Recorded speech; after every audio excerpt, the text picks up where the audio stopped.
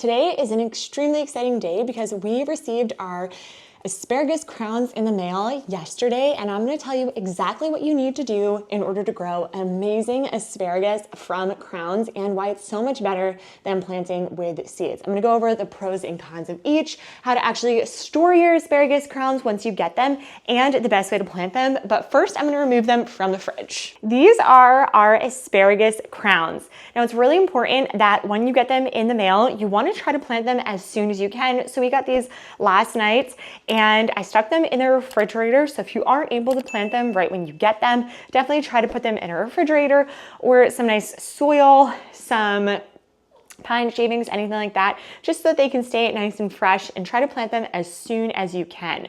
Once we've gotten them and we're ready to plant, I'm gonna stick them in a bowl of water for around 10 to 15 minutes to really lock in as much moisture as I can before I plant them in the ground. Now, it is April, and April showers bring May flowers, so this is an amazing time to be planting them in the ground. Right here are my crowns. So you can see at the top here, I have some of the asparagus peeking through. Now, if you do have ones where you can actually see the asparagus, let me find another one here, like this one. Not super ideal, but we'll just want to be really, really careful when we're doing everything with this so that this does not break off, because this is where a lot of the energy of the plant is stored, and we just want to make sure that everything is intact and there's a lot of energy and nutrients inside of our roots, because there's a specific reason why we're starting with crowns, and we're paying a little bit more for that. Now, the next thing that I'm gonna do once I get my crowns is actually stick them in a nice bowl of water and let them soak in a bunch of nutrients before I go ahead and get them in the ground. So let me get a bowl and get them soaked. I don't have a super large bowl, so we'll just do this one.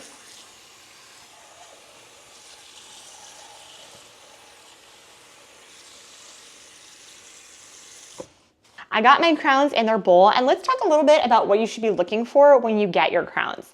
Now, when you get your crowns, they're gonna be a little bit dry, and that's totally fine.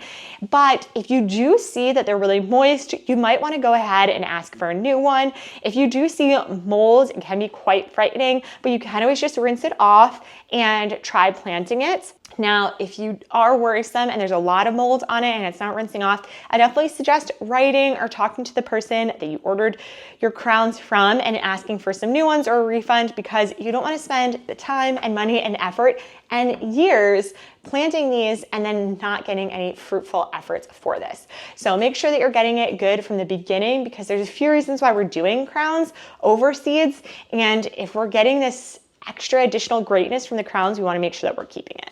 While these are soaking, let's talk a little bit about why we actually make the effort of getting crowns. Now, you can go ahead and start your asparagus from seed, although that means they're starting from a little bit of tiny amounts of energy, whereas a crown is usually about 1 to 2 years old. We buy our crowns 2 years old, and I'll link down the ones that we got on Amazon below, but getting something that's 2 years old means that it's an already established plant. It is going to be a little bit pricier, but this means that you're getting something that you're going to be able to harvest a lot earlier.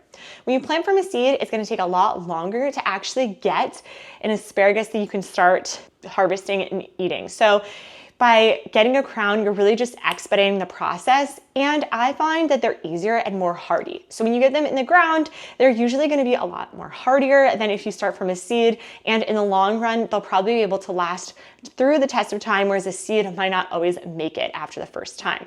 And because you need to wait a few years before you can harvest them, ideally around 3 to 5 years before you're starting to really aggressively harvest them, then you want to make sure that the effort and time that you're putting in to get them to that established point is well worth it, and the space in your garden that you're saving for them is worth it. With crowns, it's really getting you a faster plant and less fuss, because you don't actually have to start from a seed in a seed tray and worrying about getting things started indoors before going outdoors. You can just get them planted in the ground and started once you get the crown. Again, you're gonna wait until your last frost date is over, but you can get them in the ground pretty soon after that. And within 1 to 2 years, you can start actually harvesting your crowns, whereas a seed is gonna take much longer.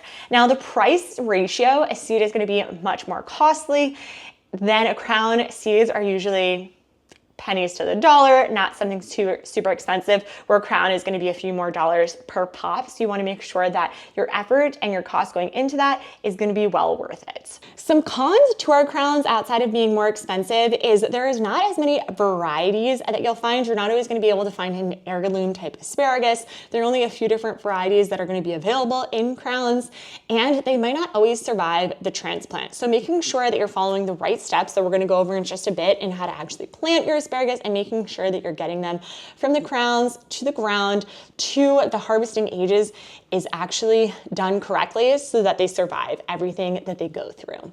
On the contrary, you could always be starting from seed. This is going to allow you to have a much less costly way of growing asparagus because seeds are just more affordable. You can grow any types of heirlooms or different types of asparagus that might not be available in crowns, and you're not going to have to worry about a messy transplant stage because you're going to be growing them from seed in your beds, and you will hopefully never have to move them, so you won't ever have to worry about that. But on the downside, the cons of growing from seed are that it's going to take much more time. Whereas you actually get a few years head start into your harvest, 2 to 3 years, as opposed to just starting from scratch. They also might not make it because if you don't bury it well, if it doesn't seed well, then it may be a bird or a critter could always come and get these. It could die. It's just not as hardy as a crown is going to be when you get it in the ground. And it's going to cause a lot more fussiness in getting started because you are going to have to worry about planting it and getting it established, whereas your crown gives you that head start. These crowns have been sitting in here getting a lot of moisture. Let's go outside, put them in the garden, and talk about how you can actually get them started in your garden for long-term success. We are now here in our garden, and I have a raised bed set up just for our asparagus. We're going to be keeping them contained in this bed, and what I really love about raised gardening is that you actually get to control a lot of your soil and the dirt that's in here. So we actually did a nice composting on top of here with some black cow about 2 to 3 weeks ago. So I know that I have a really great soil. I also have been the one who filled this box up with my soil, so I know that there's a nice drainable amount of soil in here. I have some nice sand, and the bottom of this has some nice rocks, so it actually can kind of drain through and create a really nice system.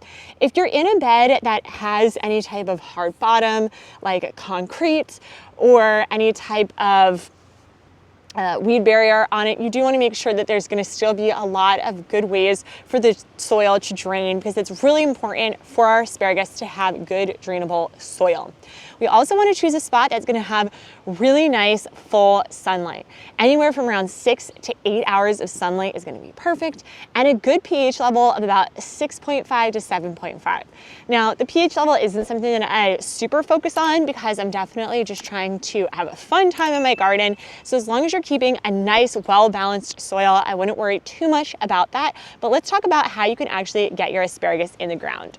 So once we've had them ready to go, you have your crown here, and it's kind of going to be like octopusy legs.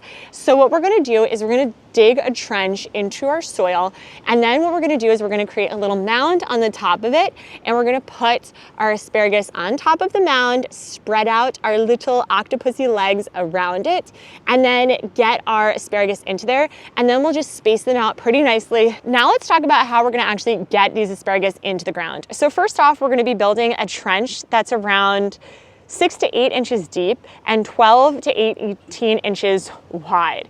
Inside this, we're going to do a nice mound in the center, and we're going to make sure that our asparagus are around 3 feet apart. Now, another method that I've actually seen for digging asparagus is you just do one long trench. You lay your asparagus sideways along it, let their legs kind of sprawl out to the sides, and then dig it in. Now I'm going to take you over to a more established bed here. This is actually where we've planted some of our older asparagus, and this is years 3 and 5 on these beds, and you can see that there's such big, beautiful asparagus on here, ready to pick while you're walking around your garden. You can pick a wide variety of them, pop them into your mouth. They're a delicious flavor, and if you're deciding to grow asparagus this year, which you should, I highly suggest starting from a crown over a seed. It's going to get you to the harvesting process a lot faster. It's going to get you some beautiful asparagus, that are more likely to be a hardier plants and give you